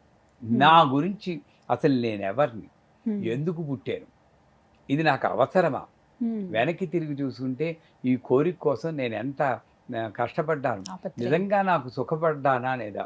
ఇప్పుడు మరోలా అనుకోకండి, pleasure in an interval between 2 pains అంటారు. మేకప్లే ఉన్నాయి, ఆడవాళ్ళు అందరూ క్షమించాలి. ఫేషియల్, నేను చాలా అందంగా అందం లేను పెయిన్ పెయిన్ పెయిన్ పెయిన్ వెళ్ళి 5,000 6,000 కనపడి గోల్డెన్ ఫేషియల్ ఉంటాయి కదా, శాండల్ హైడ్రా ఫేషియల్ ఇప్పుడు కొత్తగా ఉంది ఫేషియల్. వాళ్ళు అంటారు ఏమంటే సోప్తో కడుక్కుంటే పోతుందని. ఇక అక్కడ ఆ ప్లెజర్ మాత్రం ఒకసారి ఓ నిమిషం ఉంటుంది, పోతుందేమో పోతుందేమో పోతుందేమో పెయిన్. ఈ 2 పెయిన్స్ మధ్యలో ఉండేదేనా? సో ఈ సెన్సులన్నీ నేను బయట ఉపయోగించుకోవడం వల్ల నాకు శాంతి లేకుండా పోయింది. కానీ శ్రీ విద్య అనబడే గొప్ప ఉపాసన వల్ల ఎప్పుడైనా అవకాశం ఉంటే శ్రీ విద్య గురించి మాట్లాడుకుందాం. తప్పకుండా. గొప్ప ఉపాసన వల్ల ఈ సెన్సులన్నిటినీ లోపలికి తీసుకోవడం తెలుస్తుంది. ద్రాం గ్రీం క్లీం బ్లూం సహ అని ఈ 5 సెన్సులకి 5 ముద్రలు ఉన్నాయి. ఈ 5 ముద్రలు చూపిస్తూ అమ్మవారితో అనుసంధానం చేస్తే, అమ్మ ప్రతి శబ్దంలోనూ నిన్నే చూసి అనుగ్రహం నాకు కలిగించు అని చెప్పి అట్లా వెళ్తుంది దాని వర్ణన అంతా. శబ్దము, ఈ కుర్చీలో కూర్చున్నాను అనుకోకూడదు. హ్రీం ఆధారశక్తి కమలాసనాయ నమః. అమ్మ నీ ఒళ్ళో కూర్చున్నాను తల్లి. ఆహా, కుర్చీలో కూర్చున్నా కూడా అమ్మ ఒడి అనుకుంటే కుర్చీని నేను క్లాత్ పెట్టి పటా పటా కుట్టి శుభ్రం చేయను, ఇలా శుభ్రం చేస్తాను. ఇది 5 సెన్సులు లోపలికి వెళ్ళడం. ఎక్కడ చూసినా అమ్మ లోపలికి వెళ్ళి నా గురించే నేను ఆలోచిస్తూ, అంటే నేను ఎవరిని ఎందుకోసం, పర్పస్ ఏమిటి అని ఆలోచించగలిగినప్పుడు అప్పుడు మీరన్న 6th సెన్స్ వస్తుంది. అదేమిటి? ఈ భూమండలానికి అతీతంగా పైన ఉంటుంది. ఇది శ్రీచక్రంలో ట్రయాంగిల్ ఉంటుంది కదా, ఈ ట్రయాంగిల్ పైన ఏముంది? బిందువు. ఈ బిందువే ట్రయాంగిల్ గా విడిపోయింది. అంచేత బిందువుకి తెలుస్తుంది ఏం జరుగుతోందో. నడిపివాడు నడిపించేవాడు అన్ని వాడే. ఏం చేసావు అన్ని బ్యాలెన్స్ షీట్లు అక్కడ జరిగిపోతూ ఉంటాయి. ఆ 6th సెన్స్ కనెక్ట్ అవుతుంది. ఎందుకు? ఈ 5 సెన్స్ లోపలికి వెళ్ళిపోయాయి కాబట్టి. వీడికి ప్రపంచం ఉండదు కాబట్టి ఆ పై మండలంలో కలుస్తారు. అప్పుడేమిటి జరగబోయేది కూడా తెలుస్తుంది. కానీ అక్కడ ఒక చిన్న ప్రమాదం ఉంది. ఈ 5 సెన్సులు కరెక్ట్గా ఉపాసన చేయకుండా అప్పుడప్పుడు ఈ 6th సెన్స్ వస్తూ ఉంటుంది కొంతమందికి, మధ్యలో లీక్ అవుతున్నట్టు. వాడేంటి తట్టుకోలేడు. ఇప్పుడు రేపు పోతామని ఎవరికైనా తెలిసిపోయింది అనుకోండి, ఏం చేస్తారు? మృత్యుంజయ హోమం చేస్తారు. కానీ సిద్ధంగా మునుల్లాగా జపం చేసుకుంటూ కూర్చోమని చెప్పండి, 6th సెన్స్ అంటాం. కానీ అది తట్టుకోగలిగిన శక్తి రావాలి. నాకు శక్తి రావాలంటే సరైన ఉపాసనతో ఈ 5 సెన్సులు లోపలికి వెళ్ళినప్పుడు, అప్పుడు గణపవరం అని భీమవరం దగ్గర ఉంది. ఒక ఆయన ఫలానా రోజు చచ్చిపోతానని చెప్పి అందరికీ ఉత్తరాలు రాసి, కార్డులు, ఆ రోజుల్లో కార్డులు రాసి అందరినీ పిలిచి వాడు భోజనాలు పెట్టి, నిజంగా జరిగింది. నేను మీ 6th సెన్స్ అనేది నేను చెప్తున్నాను. అన్నీ అయిపోయింది. తమలపాకు వేసుకున్నాడు, మధ్యలో మండువా లోగలి కూర్చున్నట్ట. భార్య కేసు చూశారు, మరి నేను ఉంటాను అన్నట్ట. కళ్ళు మూసుకున్నాడు, ఠప్ అని కపాల మోక్షం అయి వదిలేశాడు. ఇది 6th. మరి ఆ సెన్స్ ఉన్న వాళ్ళు చేయగలగాలి. దానికి ఏంటి, మనం ఈ మధ్యలో లీక్ అయ్యి ఏదో కళ్ళలో వస్తుంటే అదేదో 6th సెన్స్ అనుకుని ముందు రాబోయి చెడు జరుగుతుంది అనుకుంటాం. ఈ 6th సెన్స్ని చెడుకు ఉపయోగించకుండా మంచికే ఉపయోగించుకుంటే కొన్నాళ్ళకి మంచి జరుగుతుంది. ఏదైనా మంచి జరుగుతుంది అని వచ్చింది అనుకోండి, బాగానే మంచి జరుగుతుంది. చెడు వచ్చింది అనుకోండి, సరిగ్గా నాకు ఆలోచించలేక ఏదో వచ్చింది అనుకోవాలి. అంచేత 6th సెన్స్ అన్నది సరైన సాధన లేకపోతే అది ఒకప్పుడు విపరీతంగా కూడా మనకి కనబడుతూ ఉంటుంది. భవిష్యత్తుని గురించి మనకి ఆలోచించొద్దు. మనకున్నది వర్తమానం. ఇప్పుడు మీకు నాకు ఉన్నది ఇది అని గ్రహించేటువంటి భూతం అయిపోతుంది. భవిష్యత్తు లేదు, భూతము లేదు, వర్తమానం. అందుకే శివుడు 3వ కన్ను తెరిచి ఎవరిని దహించాడు? మన్మధుడు. మనస్సుని వధించేవాడు మన్మధుడు. ఆ మన్మధుడు బాణాలు 5, అవే 5 సెన్సులు. ఆ 5 సెన్సుల వల్ల వాడు మనస్సు మధించి మనం కొట్టుకుంటున్నాం 5 సెన్సుల్లో. ఇది భూతము, పాస్ట్. ఇది శివుడు. పెయిన్. లోపలికి వెళ్తే ఎప్పుడైనా పెయినే. చిన్నప్పుడు ఎంత బాగుంది వాళ్ళని, బాగానే ఉన్నప్పుడు ఇప్పుడు ఆనందపడాలిగా. ఆనందం గురించి ఇప్పుడు ఎందుకు దుఃఖపడుతున్నావు? ఇది ఎవడో ఆలోచించడు. ఇది ఫ్యూచర్. ఫ్రస్ట్రేషన్, భయం. రేపు ఏమవుతుందో, ఈ వీడియో సక్సెస్ అవుతుందో లేదో, భయం. Pain, frustration. Future, frustration, past, pain. ఈ 3వ కన్నే ప్రజెంట్, వర్తమానం. ఇది పీస్. శివుడు మూడో కన్ను తెరిచినప్పుడు మనం దహించేటంటే మనం కూడా శివుడు అవ్వచ్చు. వర్తమానంలోనే ఉన్నప్పుడు బతకగలిగితే. ఈ సిక్స్త్ సెన్స్ అనేది మనకు కంట్రోల్లోకి వస్తుంది. భవిష్యత్తు లేదు, ఈ భూతం లేదు, వర్తమానమే. వాడికి ముందు తెలిసినా సరే ఏం పట్టించుకోడు. కళ్ళలో ఏదో వచ్చినా సరే సరే అనుకుంటాడంతే. 10 మంది చెప్పి ఇది ఏమవుతుందండి, ఇలా కనబడిందండి, ఇది మంచిగా కాదా అని అడుక్కోకూడదు. అది సిక్స్త్ సెన్స్ అనిపించుకోదు.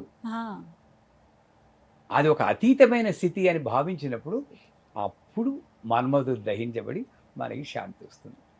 అంచేత ఈ కాంప్లికేటెడ్ సబ్జెక్ట్ సిక్స్త్ సెన్స్ అనేది, ఈ 5 సెన్సులు నాకు లోపలికి వెళ్ళినప్పుడు వర్తమానంలో ఉండే స్థితి నాకు లభించినప్పుడు అప్పుడున్న స్థితినే నేను సిక్స్త్ సెన్స్ అంటే అన్నీ తెలిసిపోతూ ఉంటాయి. ప్రతిదీ. నిడదవల్లో ఒక గొప్ప సిద్ధాంతి ఉండేవారు, లేరు. ఆయన 13 ఏళ్ల వరకు వాళ్ళ కూతురు జాతకం రాశారు. వాళ్ళు ఆవిడ అడిగారు, ఎందుకండి తర్వాత అవసరమైతే రాద్దాం అన్నారు. వెళ్ళిపోయింది ఆ పిల్ల 13 ఏళ్ళకి.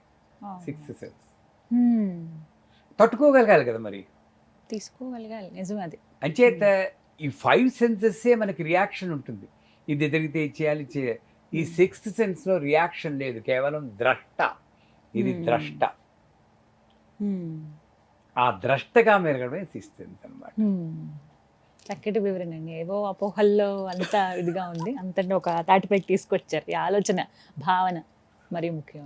చక్కగా వివరించారు. అందరికీ ఎక్కువ మందికి ఉండేటువంటి ప్రశ్న ఏంటంటే, మేము ఎన్ని పూజలు చేస్తాం, ఎన్ని వ్రతాలు చేస్తాం, ఆ పండుగని ఈ పండుగని, పండగ వస్తే ఒక సంబరంగా ఉంటుంది, అమ్మవారి పూజలని అయ్యవారి పూజలని రకరకాలుగా చేస్తాం. ఎన్ని పూజలు చేసినా మాకున్న కష్టాలు మాత్రం తీరట్లేదు. పూజ చేసే కొద్దీ ఇంకా కష్టాలు ఎక్కువవుతున్నాయే తప్ప ఎక్కడా తీరిన దాఖలాలు అయితే లేవు. ఏమిటి బాధలు మాకు, ఎక్కువ పూజలు చేస్తే కష్టాలే ఉంటాయా అని అడుగుతున్నారు. మీ ప్రశ్నలో ఇంకోటి కూడా యాడ్ చేసుకోవాలి. అందరూ నాకే ఎందుకు ఈ కష్టాలు, ఇది మరీ ముఖ్యం అండి.